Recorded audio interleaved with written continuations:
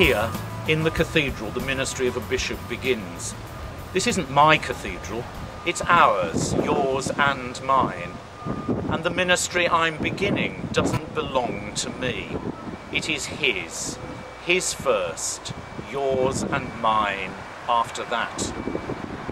Here, I offer myself as you offer yourselves, as a disciple in the communities, parishes and chaplaincies of the Portsmouth Diocese.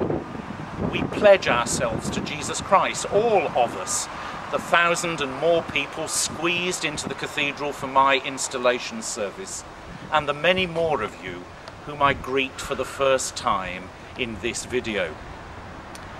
With Sally, I arrive here after a varied ministry, in 3 parishes, in student chaplaincy, in a parish church cathedral, and 8 years as a bishop, in Wolverhampton, Oxford, London and St Albans. The next few minutes introduce me and something of my vision and hopes, until we meet person to person, face to face in the diocese. I believe in a church with prayer and worship at its heart, central not because it's fixed or rigid, but because of its focus on God and Jesus Christ.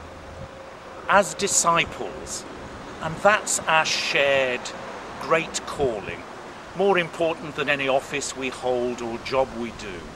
As disciples, we are called to worship and to proclamation in word and action. So I've been out into some of the communities of our diocese. In these snapshots, you'll see encouragement and also some challenges too, as Christians risk being where God is and Jesus calls us. I'm excited as I look forward to the ministry you and I share as disciples. I'm privileged to be bishop and to lead this diocese, and confident that God is leading us. On the day my appointment was announced, I was high up on the Spinnaker Tower looking over the Diocese of Portsmouth.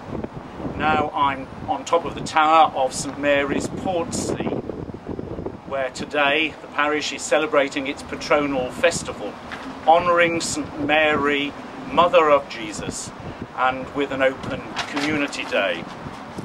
A diocese is not simply a collection of churches and a grouping of congregations. It's much, much more.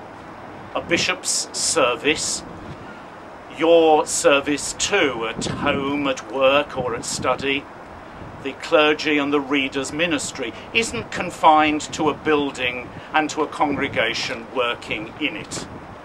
Church buildings are important, and the Kairos initiative in the diocese has helped us to see them as a huge asset. And each of us has a distinctive and special ministry. Our ministry for mission calls us out into the community.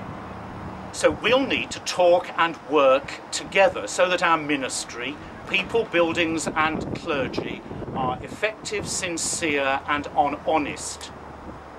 Are we truly the parish church for all the parish? Of course, the answer to that is yes. I invite us to build on that yes as we revisit the question and our answer again and again.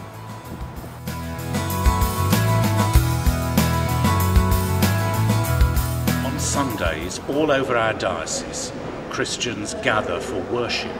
Some in ancient, historic and beautiful buildings, others in more modern churches, some just as beautiful, and in a variety of places, church halls and community centres, for instance.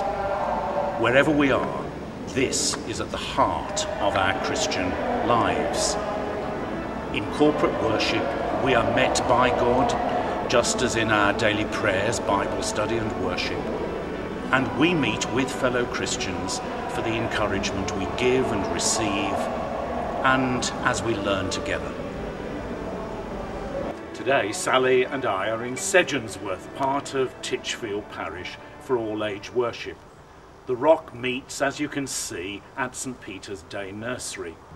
In this special gathering for worship, we proclaim so much about our faith and about the world as it might be. Does your church do that? Are all welcome, really welcome? Do many participate? Young and not so young, lay and ordained, new as well as regular worshippers. If not, why not? Formal or informal, whatever the label, it's a real question for us all. What sort of kingdom do we long for? At church, we hope to offer the prototype, a glimpse of what will be. Can we truly say that it is the kingdom in miniature? Discipleship, following Jesus Christ, is fundamental to who we are, and it needs our attention. That's a commitment of body and brain, and our time too, every day. And weekly, usually on Sunday, we make it central to worship with fellow Christians. Here we are nourished by God and by each other. Here we learn. Here we're equipped for life and for discipleship. And our public worship is even more than that. God forbid if it's just for us, a sort of cosy or holy huddle. It's our shop front. Not the only way that inquirers approach God, or the wondering, the inquisitive, or the perplexed, but still one of the most important ways we make it possible for people to meet God in Jesus Christ. So ask yourself, is church immediate, life-giving? Do we find solidarity as we come together? Is confidence built for the 7-day-a-week life of a disciple of Jesus? That's why we must give it our best. In welcome, as we lead and read, teach and preach, in our music, in the silences as well as in the words. Does our worship give room to hear and sense what God's best for us might be? I think public worship asks much of us, not perfection because we're not built for that, but if we become sloppy or care less in thinking about what we do, and complacent or in a rut with what we've been doing for a while, then we must ask, is it nurturing us who are regular? Is it reaching those who slip in to try? Is it good? And is there good news? Is the shop front worthy of the riches of the Christian faith? I'm hoping, believing we can say yes, and encouraging of what's being done, I want us to give of our best to make it more authentic and attractive, so that others draw near, so that it's more worthy of our God. Worship lifts our sights so that we can raise our game. Let's have the courage to give it our best. This college, Fareham College, is one of many institutions which serve the communities of our diocese. Often the church supports chaplaincy in settings which can seem quite secular, but usually have a strong ethic of service to people's needs. So in education and in health, in workplaces and in town centres, in rural as well as urban places, among older people as well as the young, the vulnerable, and those apparently more successful, the church looks to be present. Present to support people and help them in their need. Present to give expression to the gospel values of justice, truth, and integrity. That is a proclamation of the gospel of Jesus Christ. This college, as I've discovered today, is a vibrant and stimulating place, like so many of the settings I've mentioned. Anne Lefebvre, the chaplain, is highly valued here, as chaplains are elsewhere for their contributions here to the lives of students and staff. Such chaplaincy is often voluntary or part-time, lay or ordained, and very important indeed. Sometimes we say, this is ministry for mission on the fringes of the church, and perhaps it's true that this work isn't always immediately visible. There are certainly fringes in our society, economically, socially, morally, but there is no fringe in the divine economy. God has no concept of a fringe. God's love and concern is for all. Do our priorities in the church do justice to that uncomfortable truth?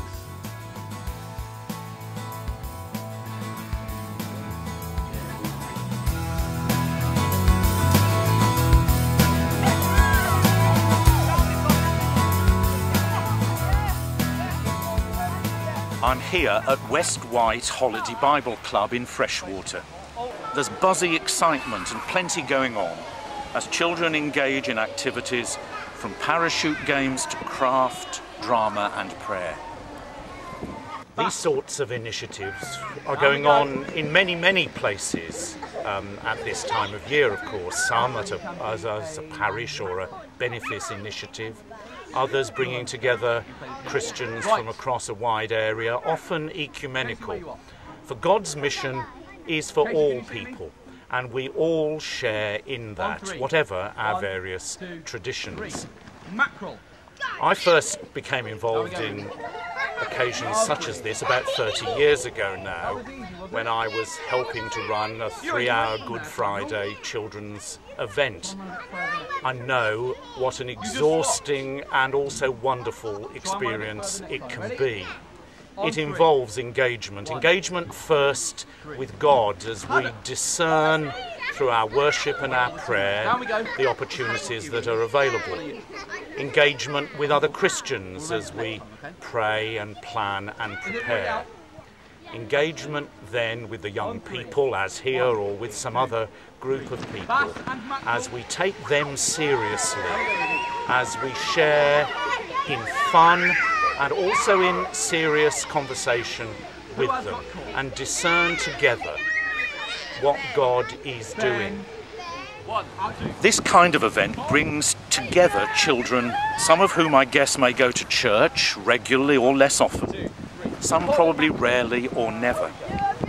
Here, Christians are sharing the good news of the gospel with fun and insight. Everyone's learning, of course. All are taken seriously.